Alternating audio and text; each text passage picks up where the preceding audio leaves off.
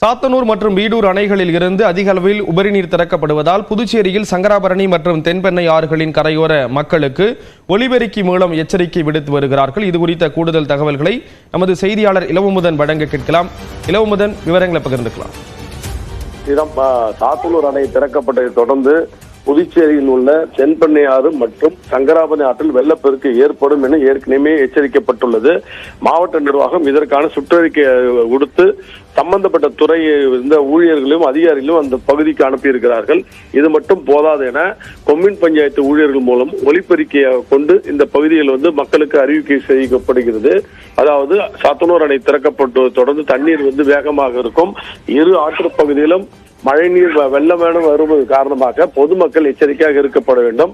அதே நேரத்தில் அரசு மூலம் ஏற்பாடு செய்யப்பட்டுள்ள முகாம்களுக்கு பொதுமக்கள் செல்ல வேண்டும் என்று அறிவிக்க சொல்லப்படுகிறது. மதியம் முதல் மாலை தற்பொழுது வரை அனைத்து பகுதியிலும் ஒலிபெருக்கி மூலம் ஊழியர்கள் தெரிவித்து வருகின்றனர். ஸ்ரீராம், தகவல்களை வழங்கியதற்கு நன்றி. இளவமுதன். வீரூர் அணையின் நீர்பிடிப்பு பகுதிகளில் பெய்து வரும் தொடர் மழையின் காரணமாக அணையிலிருந்து சங்கராபரணி ஆற்றில் தண்ணீர் திறந்துவிடப்பட்டுள்ளது.